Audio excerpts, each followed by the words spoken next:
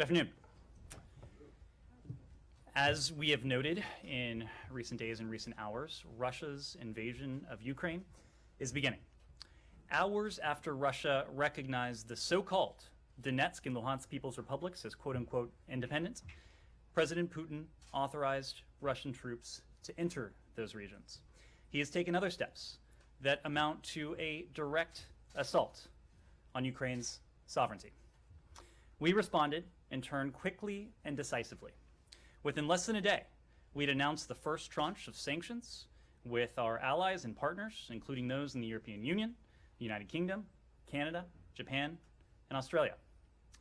Our German allies, yesterday, took resolute action to ensure that the Nord Stream 2 pipeline, what had been a prized $11 billion investment on the part of the Russian Federation, is suspended indefinitely.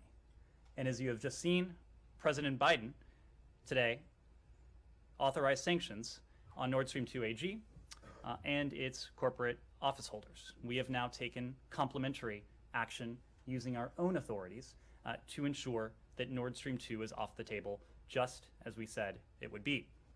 In lockstep with our allies, we are blocking from the global financial system two large banks that are connected to the Kremlin and Russian military, and Russian sovereign wealth can no longer trade on US or European financial markets. As you all know, we additionally sanctioned Russian elites, those elites who are in many ways complicit. This is the beginning of our response. If Putin escalates further, we will escalate further using additional sanctions and export controls, which we've yet to unveil, but are fully prepared to implement with allies and partners across the globe. The sequence of events that Secretary Blinken laid out at the UN Security Council last week appears to be proceeding exactly as he laid out. We've seen false flags. We've seen provocations. We've seen theatrically staged meetings at the Kremlin. We've seen cyber operations, and the list goes on. So where do we go from here? Moscow needs to demonstrate that it's serious about diplomacy. Russia's actions over the last 48 hours have, in fact, demonstrated the opposite. If Moscow's approach changes, we remain ready to engage. The United States and our allies and partners remain open to diplomacy. We are eager to engage to avert what would be a brutal and costly conflict. But as we have said, diplomacy cannot succeed unless Russia changes course. As we have said, we are prepared. We are prepared for any contingency going forward. Matt. Okay. Thanks. I have a question about the Houthi sanctions, but it's largely semantic, so I'll leave it till later. On Nord Stream 2, you guys have been saying for months, indeed for over a year since the waivers were first granted, that in fact this gave you additional leverage, withholding the sanctions did, and would serve as a deterrent. Clearly, it didn't provide you with any leverage at all that we can tell, because of what you just said in your opening statement about the invasion beginning. So, how do you explain to people why you didn't impose these sanctions earlier? So, Matt, it's important, and let's just rewind the tape and remember what has happened in recent hours. Yesterday, within a short time frame of the Russian invasion beginning, Germany took decisive, resolute action to take Nord Stream 2 off the table. Today, we followed with our own complementary authorities using the powers and capabilities that we have. We have always said, in the context of Nord Stream 2, in the context of the steps that we are taking with partners and allies around the world, that one of the most important tools we have in our arsenal is transatlantic unity. The fact that Germany acted so quickly, so decisively, is in many ways a product of the coordination, of the consultation we have done now with two successive German governments. Of course, it started with Chancellor Merkel and her government, and in more recent months we have had concerted discussions with Chancellor Scholz and his government. The fact that we are acting in unison immediately to take these steps that essentially remove Nord Stream 2 from the equation, that is a byproduct, that is a result of the work that we have done together with the German government over the course of these last several months, over the course of the last year or so. So it sounds to me, correct me if I'm wrong, that your argument is that if you had imposed the sanctions earlier, the Germans wouldn't have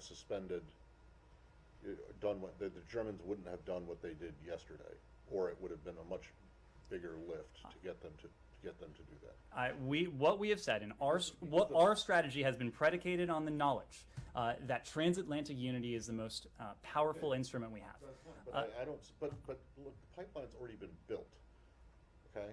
Now, whether it gets turned on or not, is another question. Right. So you. But presumably, you had more leverage, and I don't understand why you don't think that you would have had more leverage if these sanctions had been imposed before the pipeline was finished. So, Matt, you also raise a good point. The pipeline, when this administration came into office, was more than 90% complete. We have imposed sanctions under PISA on a number of targets associated with this pipeline, persons and entities. But the fact is that had we sanctioned Nord Stream 2 AG, had we sanctioned its corporate office holders, it is far from clear that that would have kept the pipeline from going into operation. What the Germans did yesterday was to ensure that the pipeline is no longer part of the equation. Right. So by acting together with the Germans, how we did, when we did, and the way in which we did, we have ensured that this is an $11 billion prize investment that is now a hunk of steel sitting at the bottom of the sea. All right, well, I don't think you can prove, and the converse can't be proven either, but you just don't know if imposing the sanctions earlier would have had more of a deterrent effect, or any deterrent well, effect. If we would have made it a sunk cost many months ago for the Russian Federation, I don't think that would have had much deterrent capability. Well, but it hasn't anyway, so I'll leave it there. Simon. Yeah, the Secretary obviously said yesterday he had cancelled his meeting with Foreign Minister Lavrov, but you guys remain open to diplomacy. So what exactly would you want to see from Russia in order to, reschedule that meeting, in order to resume some kind of diplomacy, diplomatic talks between you? And just an additional one, you've sort of, this is the last, or this is part of the first tranche of sanctions, the Nord Stream 2 sanctions that just came out.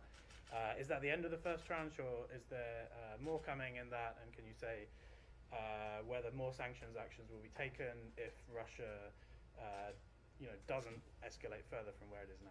Well, the question you ask is what we would like to see. Let me start by answering that question by letting you know what we no longer will engage in. And that is the pretense of diplomacy. You heard the Secretary use that phrase yesterday, and that is what we have seen. This is, and has been, in some ways, diplomatic kabuki theater on the part of the Russians, making statements that they are committed to a diplomatic path while their actions suggest exactly the opposite. That is not an environment in which diplomacy can achieve the results that it needs to achieve. Our goal here, even as the Russian invasion of Ukraine is beginning, is to avert the worst case scenario that we have warned about for some time now. And we have gone into great detail in terms of what that could look like. Electronic warfare, a fuller scale invasion, an attack on major urban centers, including Kyiv, a city of 2.9 million people, horrific human rights abuses, atrocities, potential war crimes. These are all things that, even as the invasion is beginning, we are going to do everything that we reasonably can to prevent from happening. And so that's why, together with our allies and partners, we absolutely remain open to diplomacy, but only if Moscow is serious. We are not going to engage in this pretense with them, during which They draw out the process, suggest one thing, do another, ready their preparations, move their forces closer to the border, develop and refine their plans as they give the world a head fake that they are actually committed to the diplomatic path.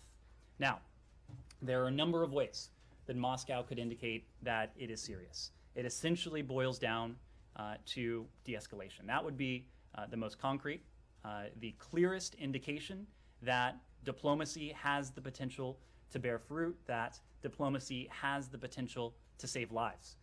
That is the kind of diplomacy we are interested in. That is also not the kind of diplomacy that we have seen any indication as of yet that Moscow is interested in. Vivian. Now, can you comment on the reports that the U.S. informed the Ukrainian government that an attack could happen as soon as tonight, and that Kharkiv is possibly in the line of attack, that it could be directly that the Russian troops could roll over the border and attack Kharkiv tonight? What I'll say about those reports is they are entirely consistent with what we have been saying for some time now, that Russia has amassed forces along Ukraine's borders, in Belarus, positioned the assets, the heavy weaponry, the soldiers, the service members it would need to undertake an invasion of Ukraine at a moment's notice. That has been true for some time now. So for several days now, we have said the invasion is potentially imminent, meaning it could start today, it could start tomorrow, it could start next week. What we haven't seen is, and this goes back to Simon's question, is any indication that the Russians are backing away from this. We have not seen any data points that alleviate the grave concern, the profound concern that we've been expressing for some time now. So the invasion remains potentially imminent, and Moscow is poised to do precisely the kinds of things that you just outlined. Can I just follow up really quickly also on something Simon said, that you and Simon discussed?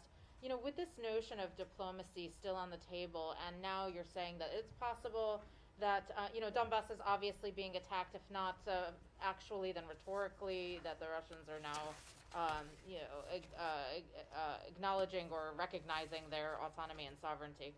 So how can you then justify discussions about diplomacy when this is underway? I mean, you keep on saying that the Russians have to show that they're serious, they have to de-escalate, but could they pause things right now and possibly engage in talks with the U.S., or do significant sort of scale back have to happen? Do we have to see troops falling back before that's discussed? Is Donbass being regarded differently from the rest of the country?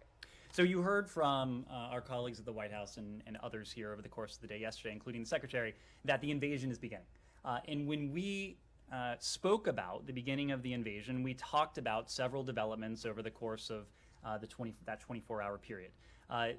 Vladimir Putin's recognition of the so-called DNR and LNR, the order that he conveyed to the Ministry of Defense to deploy forces into the Donbass, the authorization that he sought to send Russian service members into service extraterritorially, the rhetorical assault, essentially, that we saw President Putin deliver against Ukraine, denying Ukraine its sovereignty and essentially its right to exist.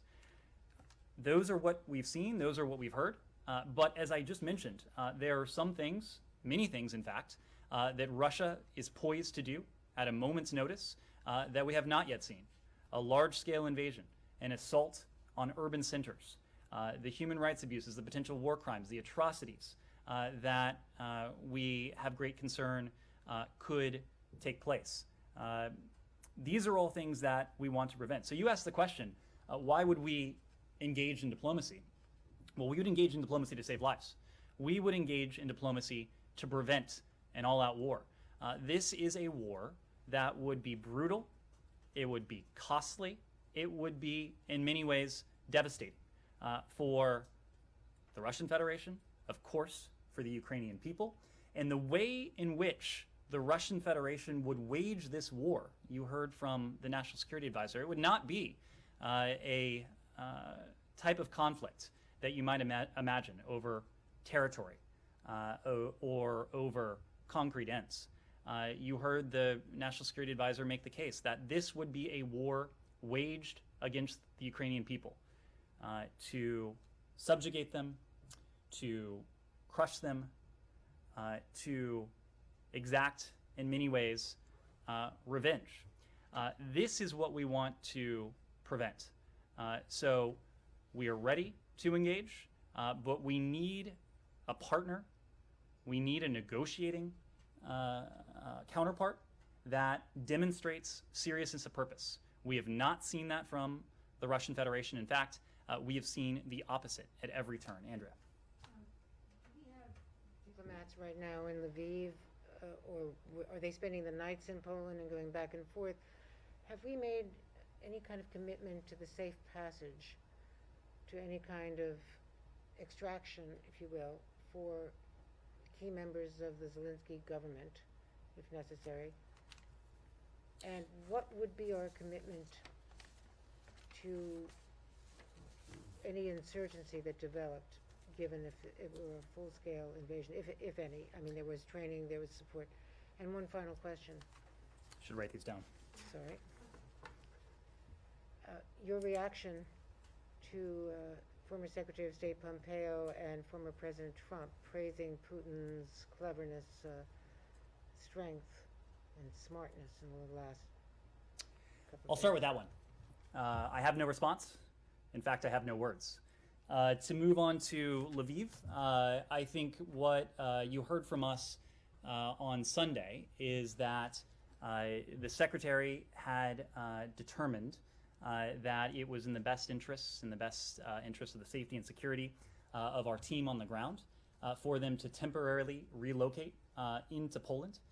They have been spending the night in Poland, but they have been regularly, essentially commuting back into Lviv. Our chargé, Christina Kavin, has been leading the team back on the ground in Lviv. We have every expectation that they will continue to do so as long as the security environment remains permissive. When they are on the ground in Lviv, they're able to undertake emergency consular services to help Americans who may be seeking to leave the country.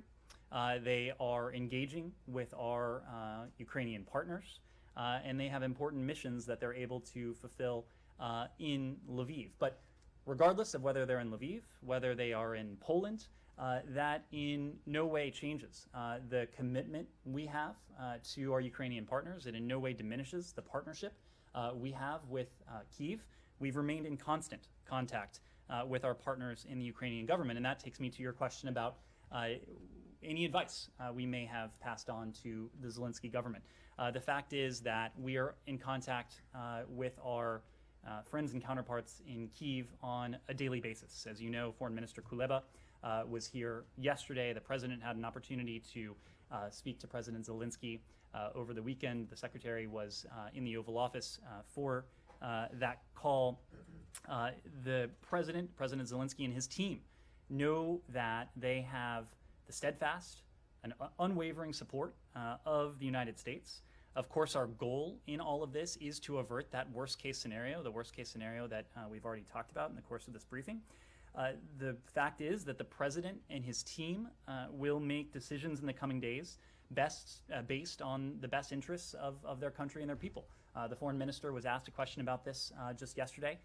He provided an insight into their thinking, but these will be decisions that our Ukrainian counterparts will make based on their own determinations and their own calculus. In terms of our, let me put it this way, in terms of our continued assistance to our Ukrainian partners, the president has made very clear that in the event of a Russian invasion, which, as we have said, is beginning, we will not only continue our defensive security assistance to our Ukrainian partners, but we will double down on it. So on top of the unprecedented level of defensive security assistance that we provided to our Ukrainian partners over the last year, $650 million, including a $200 million drawdown that the president signed in December, deliveries of which continue to flow into Kyiv. flow into Ukraine, I should say. We will continue, not only continue to provide that support, but we will look to further that defensive security assistance for our Ukrainian partners. Kylie. I'm just wondering if Russia has responded at all to Blinken's letter yesterday, and what diplomatic conversations between the U.S. and Russia have looked like in the last 24 hours. What I'll say is the Secretary laid out for Foreign Minister Lavrov in a private communication the fact that under the current circumstances and what we have seen from the Russian Federation so far, our conclusion that a meeting this week in Geneva would not serve the purpose that any such meeting would need to serve. And first and foremost, that is to avert a brutal, massive, costly conflict. The Russians and all of you later heard that publicly from Secretary Blinken. The Russians know precisely our position. They know through private communications and through our own public messaging that we stand ready to engage diplomatically if they are willing to do so in good faith. And if they are willing to change their posture, we will be ready, willing and able to engage them on this. And did the Secretary detail what in good faith would look like in this letter, or was it broad descriptions like you just gave? We are not going to be prescriptive in terms of what de-escalation might look like, what good faith might look like. We have been very clear because all of you know, presumably our counterparts in the Russian Federation know, what steps might look like if they were interested in signaling de-escalation. We have not seen any of those steps. And again, we have seen steps that actually move in the opposite direction. And then just last question. Can or will the U.S. keep open our embassy in Moscow if there's a full-scale invasion into Ukraine? We believe in times of conflict, in times of crisis, that the ability to communicate is in some ways even more imperative. Now, long before the massive Russian military buildup started along Ukraine's borders in Belarus, of course, our team on the ground in Moscow and throughout Russia, they were in a very difficult operating environment. A very difficult operating environment because of the restrictions that the Russian Federation had imposed on them. It will be our goal to be in a position to maintain diplomatic communication, the ability to convey clearly any messages that we need to send to the Russian Federation. Embassies are an important tool in that, but we have also seen the Russian Federation, even in recent days, escalate on an unprovoked and needless basis the bilateral challenges in terms of our own diplomatic staffing in Moscow and our ability to operate an embassy on the ground. But again, we believe communication, we believe the ability to pass messages is even more important in times of great crisis. On Nord Stream, are you working with the Germans to find alternative sources of energy for them? I mean, it seems like the pipeline is not going to go full, going to go operational anytime soon. So are you working with them, with the Qataris or any other potential suppliers perhaps in Algeria and so on, and about the means to get it there? Now, I have a quick question on the diplomacy. Sure. Let me start with your question on the energy. And of course, this was something that President Biden discussed yesterday.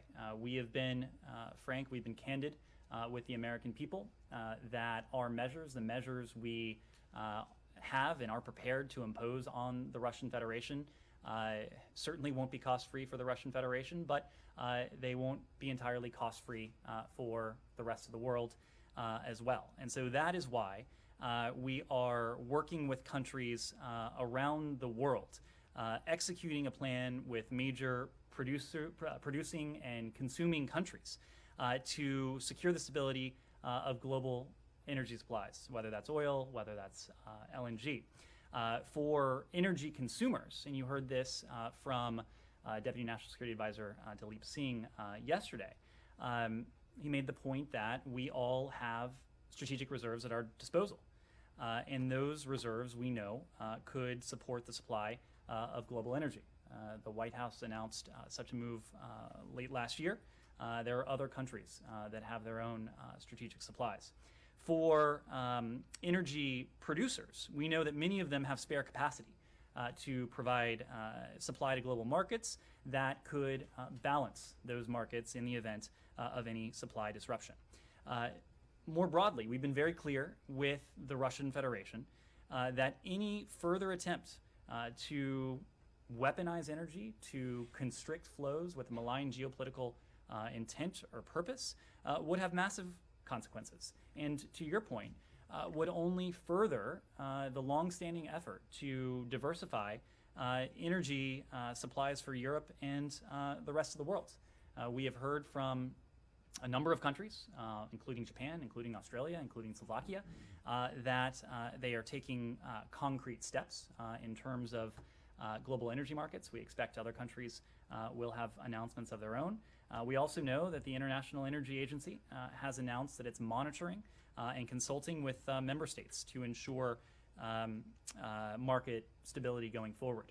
But to the question about diversification of supply, this has been a long-standing goal of ours. And to go back to the question of Nord Stream 2, there was the communique that together we drafted and finalized with the German government over the summer, in the summer of July of 2021. It laid out a series of steps that Germany committed to taking with Ukraine to help Ukraine diversify its supply of energy, cognizant that Russia had weaponized energy flows in the past, and Russia might have been looking to do so again in the future. If Russia were to take that step, we've been very clear about the massive consequences that would befall it. Very quickly, Bob, on Kylie's and your response on diplomacy. So, are you urging the Ukrainians not to cut off relations with Russia? And because there was talk that they might cut off all diplomatic relations with Russia. That's a decision for the Ukrainian government to make. Of course, but are you bringing that in I mean, if they decided to cut off their relations with Russia, you wouldn't say, no, don't do it now, or go ahead, do it, whatever. That is a decision for the Ukrainian government to make. Again, the Russian Federation has launched an assault on Ukraine's sovereignty, on its territorial integrity, in many different ways, in many different forms. But the decision as to whether to continue diplomatic relations between Kyiv and Moscow, that's something that Kyiv will have to decide. On the diplomacy, I'm curious about your reference publicly from the podium to what the Russians have been doing as kabuki theater. What specifically are you referring to? The meeting in Geneva between Secretary Blinken and Foreign Minister Lavrov, the UN Security Council meeting last week, or even yesterday, whatever it was, a day or two ago, the Russian National Security Council. So I think you could point to any number of steps. What comes to my mind immediately was the dramatic theatrical scene we saw, I guess it was last week now, between President Putin and his deputies, in which they had what was scripted, I assume, to be a pretty candid exchange, indicating that the Russian Federation should pursue diplomacy, only as at that very moment and in the days that followed, we saw additional Russian forces go to the border. We saw additional Russian forces take up readiness. That is not consistent with a country that purports to be interested in diplomacy. No, but that is not diplomacy per se. That was an internal government meeting, whether it was staged. That was kabuki theater. I think we can agree. Fine, yeah, but I want to know if you're talking about the meeting in Geneva between the Secretary and I was referring to the You're referring incident of kabuki theater that I just mentioned to you. Okay, because I just want to make sure that you don't think, you're not now in a position where you think that the meeting in Geneva that did happen was a waste of time and simply an entertainment. Look, I wouldn't want to characterize Or the Security Council meetings are a waste of time because Well, I just want to make sure that you're not so talking about the UN Security those. Council meeting most certainly was not a waste of time because the Russian Federation and the entire world heard from a number of countries the broad and strong consensus that this should be resolved diplomatically and that state sovereignty should be an inviolable principle. That certainly was not pointless. Yes. Sure. Because before the Security Council meeting, U.S. officials said that they believed Russia could be using it as a pretext for this invasion. And you said earlier that this is and has been, in some ways, kabuki theater all along. So are you, to Matt's point, are you making the assessment that The Russian Security Council meeting you're referring to? No, sorry, the one last Thursday. Before there was a briefing where U.S. officials said they believed, given the document that the Russian mission circulated, that they were going to use the meeting as a pretext.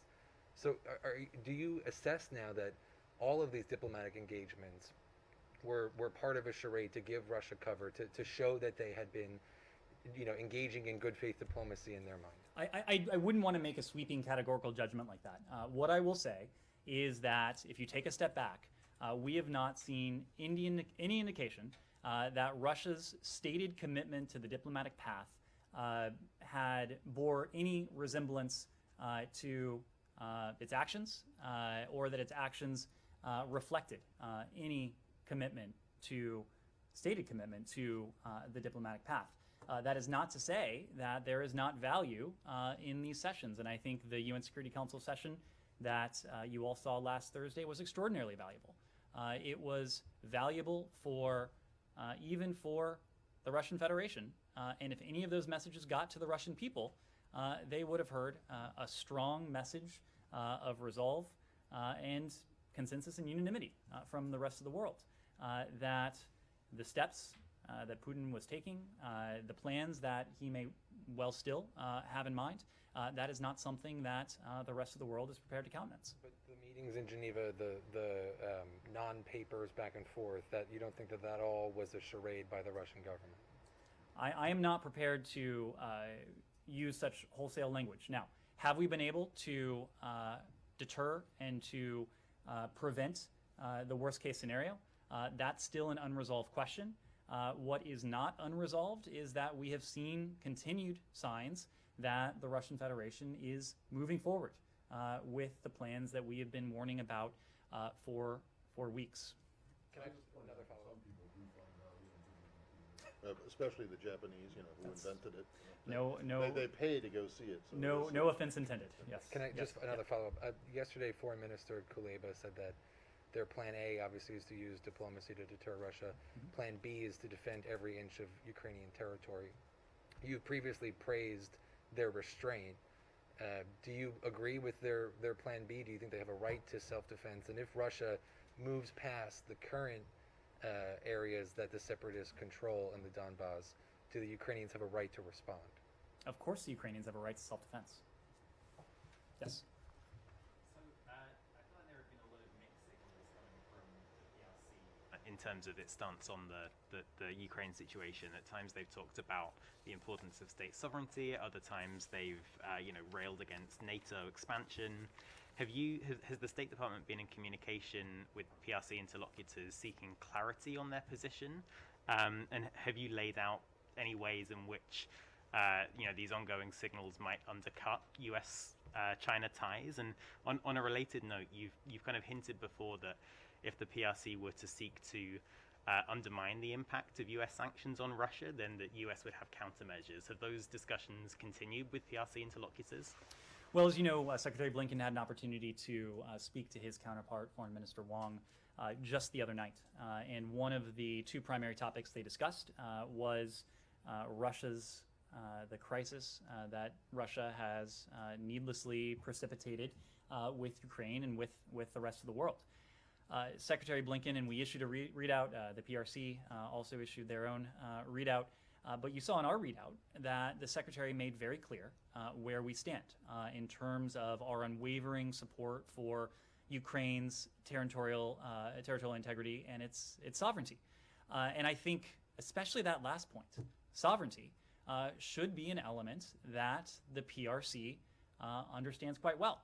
We often in statecraft hear the PRC cite this principle of sovereignty, which in any number of instances they have claimed should be inviolable, should be sacrosanct, should be one of the foundational rules that countries abide by and respect. So you'll have to ask the PRC how they marry that long-standing position with anything less than an effort to use the considerable influence and sway they have with the Russian Federation to urge Vladimir Putin to back down, to de-escalate. Whether they are doing that, you'll have to ask them. But we did see in the readout that our PRC counterparts are also calling for the situation to be resolved diplomatically and to be resolved peacefully. Now, whether Putin heeds that call, I think that is not something we yet know. What about relaying the potential impact on U.S.-China relations? Look, in terms of our bilateral relationship with In terms of China's support for Russia and its railing against NATO expansion and the potential, tacit endorsement that provides, what's the impact of that on U.S.-China relations? Well, we believe, and we've made this point not only about the PRC, but every responsible country in the world has, in our estimation, an obligation to use any influence it has with the Russian Federation to urge, to incentivize, to advocate for Vladimir Putin to back down, for the Russian Federation to de-escalate. Again, you will have to ask the PRC whether they have used their own considerable influence with the Russian Federation to that end. Of course, we've all read the 5,000-word joint communique, and we can glean our own conclusions from that.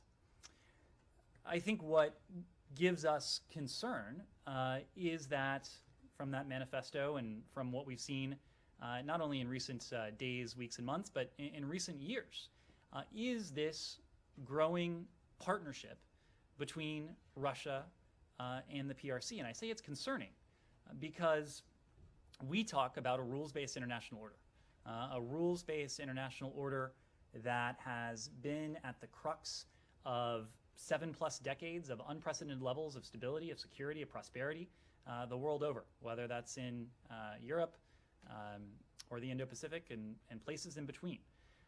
It is true, we think, that Russia and the PRC also want a world order. This is a vision that they appear to be developing together, if you read that communique. But this is an order that is and would be profoundly illiberal, an order that stands in contrast to the system that countries around the world, including, by the way, Russia and in some ways the PRC, have built over the last 7 decades. It is an order that is in many ways destructive rather than additive. So that is, as we see this relationship develop, and we've seen something that gives us great concern. And of course, in recent days, we've seen Russia reach out to its autocratic counterparts in other corners of the globe. This gets back to one of the core points that the president has been making since before he assumed high office, and that is increasingly we are seeing the world divided between democracy and autocracy. It is and has been a charge of this president and this administration's foreign policy to act to unite our democratic colleagues around the world, to act in unison, to galvanize collective action. And I think whether the challenge has been what Russia is doing, whether the challenge has been what the PRC is doing, what we are seeing from state and non-state actors around the world, you've seen us succeed in that. But it will continue to be an animating principle as we continue to see the forces of autocracy, the forces of authoritarianism, the forces of illiberalism continue to work together and attempt to combine forces. But the other point, even as they try to do that, we are confident. We are confident in our own abilities. We are confident in our abilities as an international community, And whether that's the West, whether that's a community of democracies, whether it is our system of alliances and partnerships that span the globe. And we're confident for a number of reasons. If you look at it quantitatively, we have 50% plus of global GDP. We have a large share of the world's population. China and Russia, in terms of their GDP, are what, 20% of global GDP? We have innovation, we have entrepreneurship, we have a shared set of values that we really think are a core instrument of national power. And we know that when we put all of this together, especially when we act with our allies and our partners, as we've done in the face of the challenge that Russia has posed, in the face of the challenge to the rules-based international system that the PRC has posed, or even when you talk about the threats and challenges that we face that are not state actors, climate change, COVID, economic recovery. We know that acting together, we are situated to take on any threat, to seize any opportunity. And that's really been the driving force of our foreign policy. It's why Secretary Blinken spent so much time of his first year in office repairing, revitalizing, in some ways reimagining the system of alliances and partnerships. And you are seeing the dividends of that now play out, even in recent hours. Well, first of all, can you guess how long that answer was? How many minutes that was? I'm sure you will tell me. I can't because my otter seems to have like frozen here. I hope you pay for the premium version. But if you're boasting about how reinventing it and you're seeing the fruits of all that labor now, you're talking about the united reaction. The united response of the international community. Russia. Okay. Yeah. Can I purely? It's unrelated to Ukraine, but it is China. And that is something that I know Nike is interested in and has been asking about before. But there is barely an anniversary an anniversary in diplomatic history that goes by without the U.S., the State Department at least, if not the White House, making some kind of comment about it.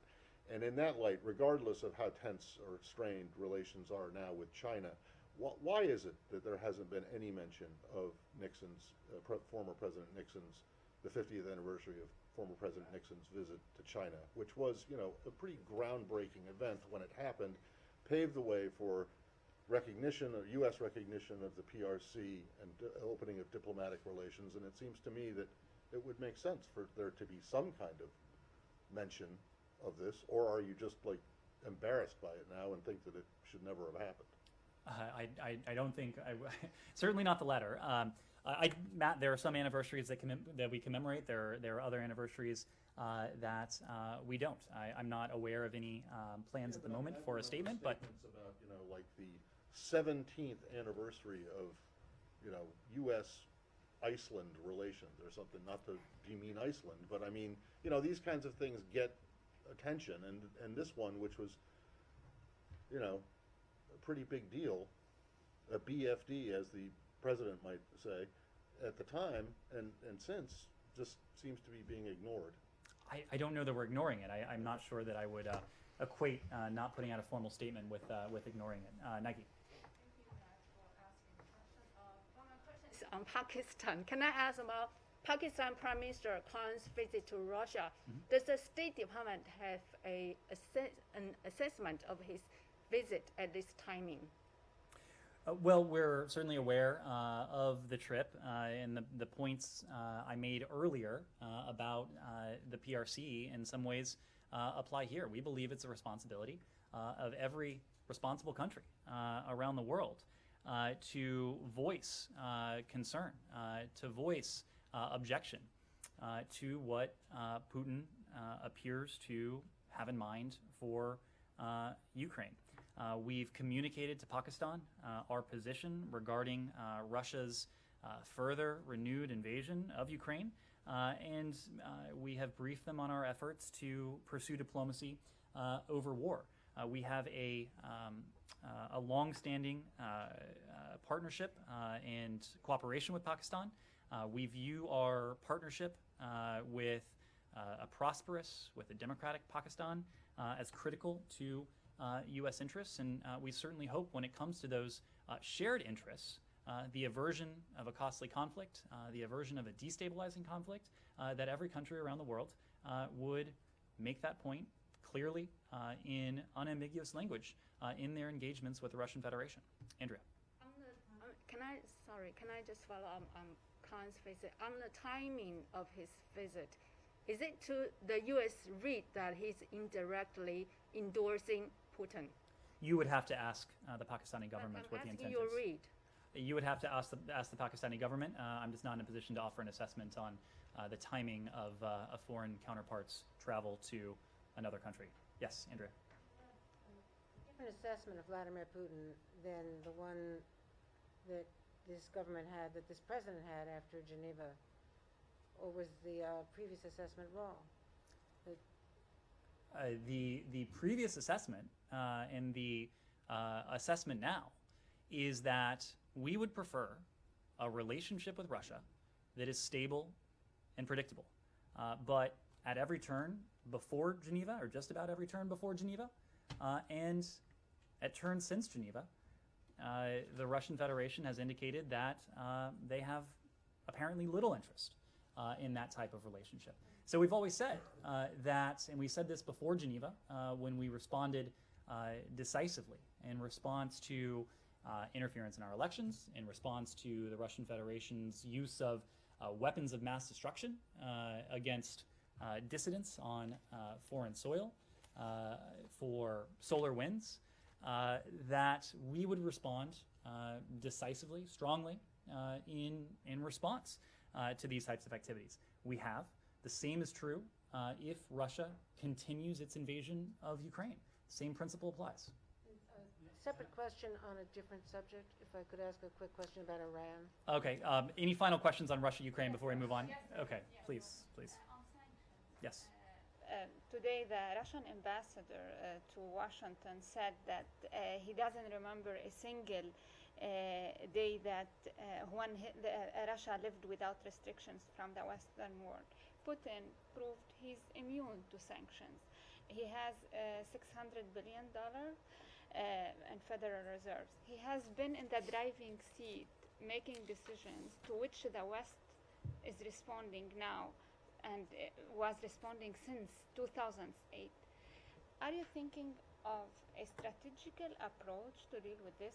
You just said that they are trying to change the world order. So to the statement from the Russian Federation that they have been under sanctions since 2014, that is, of course, accurate.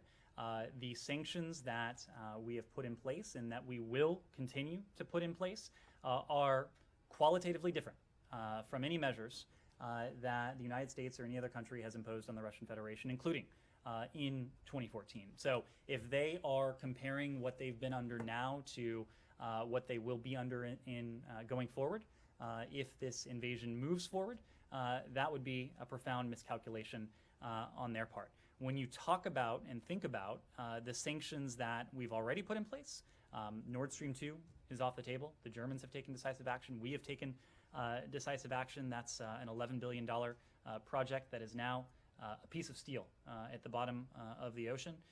We have, in lockstep with our allies, put in place blocking sanctions against the fifth largest Russian financial institution. That's $50 billion in assets. We've put in place blocking sanctions against another bank that funds the Ministry of Defense with some $35 billion in assets. In other words, these institutions can no longer make any transactions with the United States or with Europe, given the EU's own corresponding actions in this regard. Here's the other point. With the authorities we have, with the intent we have, no Russian financial institution is safe if the invasion proceeds. As you heard from Dalip Singh yesterday, we are ready at the press of a button to take action against the two largest financial institutions in Russia. Together, these are institutions that hold $750 billion in assets, $750 billion in assets, half of the total Russian banking system. There are other measures and moves we have in store and that are ready if Russia continues with this invasion, including export controls, targeted sanctions against oligarchs and elites, and other measures. So the Russians can depict these moves however they would like. I think it is noteworthy what we heard from our Ukrainian partners yesterday. You heard from Foreign Minister Kuleba as he was standing right next to Secretary Blinken here at the department. He said that, quote, "We do appreciate the sanctions which were announced today. They target Russia. They're very specific. They are painful." Please. Please, go ahead. Yeah, Joel. Thanks, Ned. I arrived with a couple questions of my own and have a couple follow-ups for this interesting conversation from what you told my colleagues. First, do you think that China, given their desire for the world order that you just described, regards Russia's invasion of Ukraine as a step towards bringing that about? It is certainly not a step in the direction of the principle that the PRC claims to prize, and that is state sovereignty. I think everyone in this room is familiar with the position the PRC has taken in response to Russia's aggression in Ukraine since 2014. I wouldn't want to characterize that, but it suggests a level of deep unease. Again, I would refer you to the PRC for any comment they might have on what Putin has in store. But if we are to judge the PRC based on what they have said consistently on the world stage in any number of fora, a direct assault on the sovereignty, on the territorial integrity of another state, that would not be consistent with what we've heard. Yeah, I was just trying to clarify because I thought I heard you say they've combined forces somehow.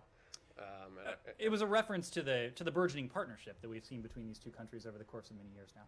Okay, on Ukraine's Plan B, fighting for every inch, Senator Risch, who is of course ranking on foreign relations and on intelligence, or a senior member of the Intelligence Committee, has said that Russia could sweep across Ukraine pretty quickly. Their first day would be their best day. They'd immediately face resistance movements. So I wonder, would the United States, as a member of NATO, either encourage or object to other NATO members offering this Ukrainian resistance cross-border safe haven? Countries are going to make their own sovereign decisions. We have, in recent weeks, as you know, worked with a number of our NATO allies to authorize them to provide U.S. origin equipment to our Ukrainian partners. This is defensive security equipment with an understanding that our Ukrainian partners need supplies, need material to defend themselves. The United States has provided them with this. We have a number of our NATO allies have done the same. But when it comes to decision that NATO allies or other countries in Europe might make along those lines, I need to refer you there. And that, I guess I wonder, do you see any lessons from Afghanistan for the kind of risk where of course, when the Taliban could retire across the border to a place where they couldn't be attacked, then that was difficult for a modern military to defeat? I would hesitate to make battlefield comparisons between two very different countries. Finally, what I hope are truly a couple quick ones. Those Nord Stream 2 sanctions, are those permanent, or do you think that the permanent punishment for this is that's gone, or do you regard that as something that could be lifted again later in exchange for de-escalation? And can we also get an answer to Foreign Minister Kuleba's request for a Lend-Lease program? Do you expect that to proceed? The fact is that sanctions are a means to an end. There is no sanction in any responsible sanctions program around the world that is permanent. And that is precisely because we don't sanction countries just with the goal of enacting sanctions. This is not a policy to be purely punitive. This is a policy to change behavior. In this case, this is a policy to deter a further Russian invasion of Ukraine, to deter a war, a bloody, costly, devastating war that would take place on European soil and that would constitute the greatest threat to peace and security since the conclusion of World War II, certainly since the end of the Cold War. Right, so now the imposition of sanctions is a deterrent? I thought we just spent the last couple months, you and the administration spent the last couple of months arguing that the threat of sanctions was the deterrent, and that if you actually imposed them, then you would lose that deterrent. Matt, you've heard us say. Well, you can't have it both ways. We're not having it both ways, Matt. You have heard us say very clearly: if Russia's invasion escalates, if Russia's actions escalate, so too will our response. We are prepared to enact an escalating series of measures against the Russian Federation unless the Russian Federation changes course. So look, I don't have any response to that, but specific response to that. But I will make the point that this has not been Lend-Lease. This has been a program of provision. We have provided our Ukrainian partners with, over the course of the last year, $650 million worth of defensive security assistance. We're in a constant conversation and dialogue with our Ukrainian partners about their defensive security needs, and that will continue. As I mentioned before, if the Russian invasion continues, we will not only continue with that provision of security assistance, but we'll double down on it. So Yeah, could I change topics? anything Yeah, left on very Russia, quick, Ukraine? on the Palestinian. In the very back, please. But we listen to the Russians also, and they present also, as they say, their legit security grievances. And it seems the West, in one way or another, did not reach any common. To which extent the U.S. and NATO now is really going into this offer of diplomacy? Where is the West going to give in into the security demands from Putin? So this is something we've spoken to at great length. It's actually something that we put in writing at some length. Subscribers of El País can see it with their own eyes. But we've been quite clear that there are some quote-unquote demands that the Russian Federation has put forward that are non-starters for us. The very principles that are at stake in terms of the rules-based international order, those are not negotiable. The idea that any other country can dictate the policy choices, whether foreign policy or domestic policy of any other country, that is not something we're going to negotiate. International borders, internationally recognized borders, sovereignty, the inviolability of borders, that is not something that is up for negotiation. But there are some areas that would improve our security, our own security environment, the security environment of the transatlantic community, and could address some of the stated security concerns of the Russian Federation. And we've delineated a series of those. Discussions regarding the placement of offensive missiles in Europe, broader arms control protocols, protocols regarding stability and transparency, confidence building measures. There are a number of areas that we think have the potential to be fruitful if we find a negotiating counterpart in the Russian Federation that operates in good faith. We have not found that yet, and I think at this stage, those sort of broader areas may not take precedence to the first priority that we have, and that's averting a bloody, costly, devastating war in Ukraine. So I think our diplomacy going forward, at least for the foreseeable future, if, again, we find a counterpart in Moscow that is willing to sit down in good faith to discuss these issues in good faith, we are going to be very focused on saving lives, on preventing a war, on seeing to it that the plans Putin has set in motion over the course of many months now do not go forward. Connor.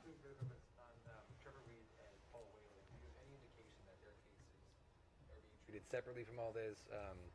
Any concerns that the crisis would affect their detentions?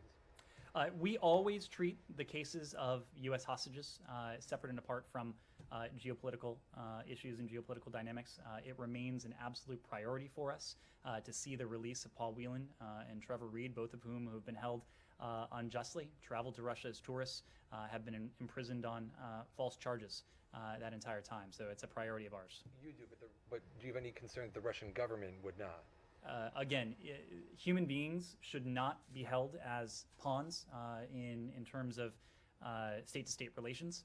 It is our priority to see them released, to do everything we can to achieve their release as quickly as we can. And then secondly, do you have any new estimate of the number of Americans that would be in Ukraine at this moment in time?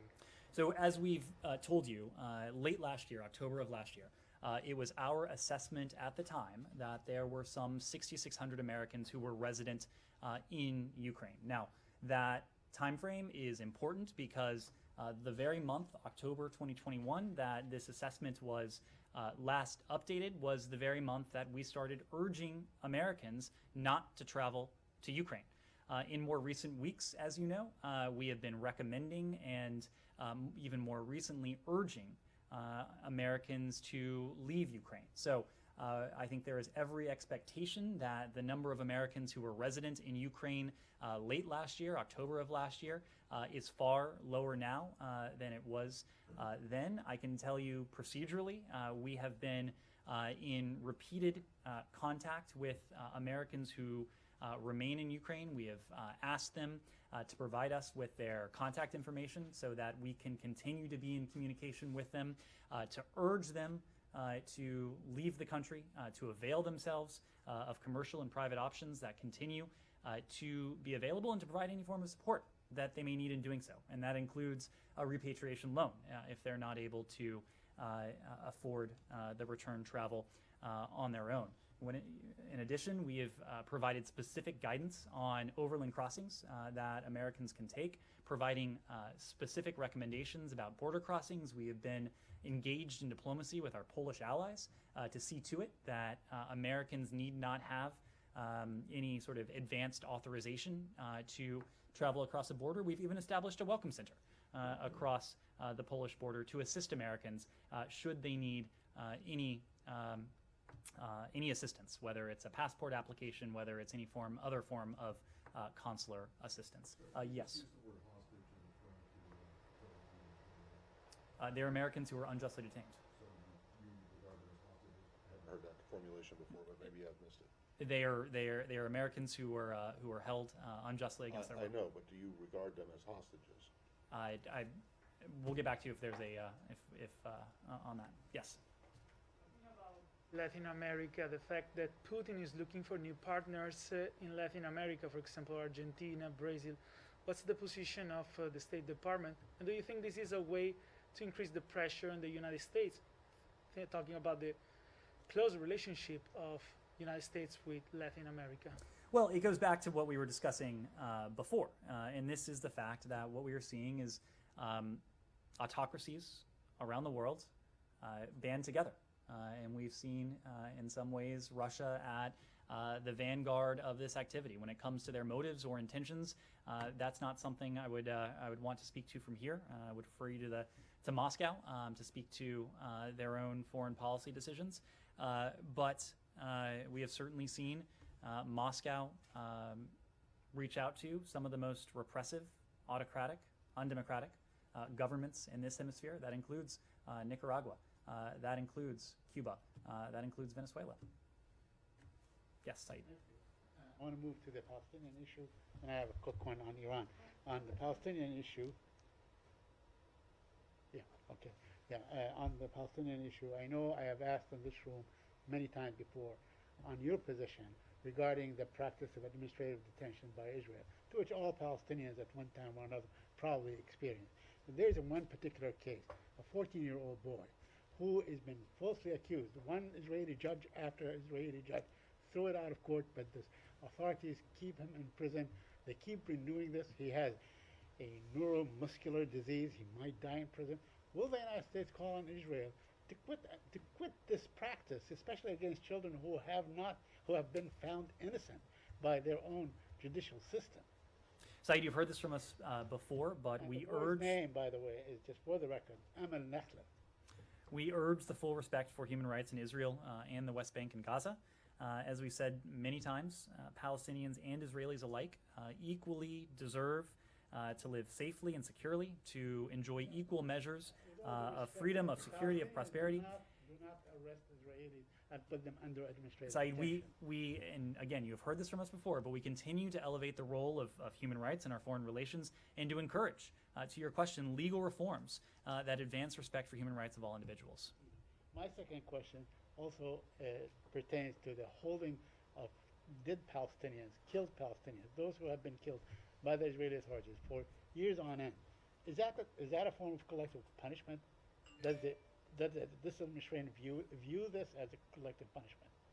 We have stressed to Israel, both publicly as well as privately, our strong hope that any measures that Israel takes would be designed to avoid further escalating tensions and to take into consideration the impact of any such measures on the Palestinian people. And lastly, on Iran, should we expect some sort of a deal or returning to the deal over the next few days, as was suggested? Well, you've heard this from my colleagues, but there has been significant progress, and we are close to a possible deal, but at the same time, a number of very difficult issues remain unresolved. What we know is that there is very little time remaining to reach a deal, to resolve these remaining issues, given the pace of Iran's nuclear advances. You've heard us say this before, but it remains true that even as we are narrowing the set of issues we're discussing, nothing is agreed until everything is agreed. If Iran shows seriousness, if it demonstrates serious of purpose in Vienna, we believe that we can and should reach an understanding on a potential mutual return to compliance in short order, potentially within days. But anything much beyond that, if this were to drag on any longer than that, would put the possibility of return to the deal at grave and profound risk. Andrew. Any more specific in characterizing the remaining issues, whether they involve, equipment, centrifuges, compliance, verification, broad categories? I really can't, and that is primarily because we are at this decisive stage where it is incumbent on the Iranians and all parties to do everything we can to narrow those differences. We're going to be a little bit more circumspect at this especially sensitive period. But again, if the Iranians demonstrate seriousness of purpose, we believe that we can achieve an understanding in relatively short order. Is there anything more on travel? On travel. By the Secretary. Oh, by the Secretary? We do not have any travel to announce or to preview at this time. The Secretary has been working the phones. He's been on with Joseph Borrell of the EU today. He spoke to his British counterpart, Elizabeth Truss, earlier today as well. And I expect you will see him continue to engage with his counterparts around the world. Yes? We saw the designations today, and in the statement you said they are intensifying the humanitarian crisis. When you removed them last year from the terrorist organization list, you said you did that for humanitarian purposes. Is the State Department, my first question, is the State Department objecting designating them as a terrorist organization? So as you know, there's a review underway regarding that very question, so I'm not in a position to speak to it in any great detail. What I can say is that we have a number of tools at our disposal, including the tools we use today in mounting sanctions and designations against these Houthi-affiliated individuals and entities that can hold the Houthis accountable for their reprehensible behavior. We are committed to doing so. We will continue to do so. We will use every appropriate tool to hold accountable those Houthi leaders who are responsible for the terrorist attacks, against our partners in the region, for the violence in Yemen itself, for the humanitarian emergency, which by many estimations is now the world's worst humanitarian catastrophe, with some 16 million people who are suffering from food insecurity and malnutrition. So we are committed to doing everything we can to bring this conflict to an end, knowing that only through a diplomatic resolution will we be able to, on a sustainable basis, calm the violence, ease the humanitarian suffering of the Yemeni people, and mitigate the threat that the United States and our partners face from the Houthis, including in the context of these attacks. Iran, do we expect anything regarding the detainees ahead of the deal? Again, this is an issue that is of the utmost importance to the United States. At every single opportunity, we make the release of Americans, of other third country nationals, a priority of ours. We have been clear that the nuclear negotiations in Vienna and our efforts to see our unjustly detained citizens released, these operate on separate tracks precisely because a potential return to the JCPOA has always at best been an uncertain proposition, and we want the release of our citizens to be a certain proposition. So we have not explicitly tied our Americans, tied these individuals, these detainees, to progress in the nuclear talks. But as Rob Malley has made clear, it is certainly, it colors our engagement in Vienna and elsewhere, knowing that this is a government that is unjustly detaining Americans and other third country nationals. So in every other context we're doing this, but certainly in the case of Iran, we're making every effort to see our Americans, to see other third country nationals released just as quickly as possible. So back on Yemen and the Houthis, and I realize that a lot of people probably think this is just a semantic thing, so I'll keep it short. But these designations were made under an executive order that is a counterterrorism executive order. And you, in the Secretary's statement and the Treasury statement, it refers to the Houthis committing terrorist acts, but it doesn't identify them as terrorists. And the EO, they're being designated under a counterterrorism EO simply because of their affiliation with the IRGC Quds Force, which is a designated foreign terrorist organization. So my question is, do you believe that the Houthis as a group are terrorists? You say that you've designated them under a counterterrorism executive order. You accuse them of launching terrorist attacks, but you won't call them terrorists. Matt, why not? So this is a question that's based on semantics, but we've been very clear that the Houthis have launched reprehensible terrorist attacks against our partners in the region. These may be attacks that are targeting our partners, but these types of operations have the potential not only to harm citizens of Saudi Arabia, citizens of the United Arab Emirates, but Americans who may be in the region as well. So we have been very clear that these are terrorist attacks. Yeah, but you're not saying that the Houthis themselves are terrorists, and I'm just wondering why. And yes, it's a semantic argument, but I'm just looking at a statement that came out from Senator Murphy and a bunch of his colleagues urging you not to reinstate the foreign terrorist organization designation against the Houthis. So, because it would cause grave damage and economic, humanitarian, even worse humanitarian disaster. But yet today you have designated these individuals and entities under a counterterrorism executive order and accused them of committing terrorist attacks. So what's the problem? Why can't you identify It the is Houthis completely as terrorists? consistent that a certain label and a certain authority, in this case the FTO, not be applied to a group that can commit terrorist attacks. There are any number of examples. The groups that aren't FTOs, that you know well, that have committed over the course of years consistent terrorist attacks. This is a question of semantics. This is a question of legal authorities. Political will, right? It is a question of us demonstrating that we have a number of tools and a number of authorities to hold Houthi leaders and others affiliated with this movement accountable for their reprehensible actions, including the terrorist attacks that they've undertaken in recent days against our partners in the region. Can you give me an example of a group that has been committing terrorist attacks for decades that has not been labeled an FTO? Matt, I think there are a number of examples. You could look at the Taliban as a group that is not an FTO that I think you would probably agree has committed terrorist attacks. Thank you all very much.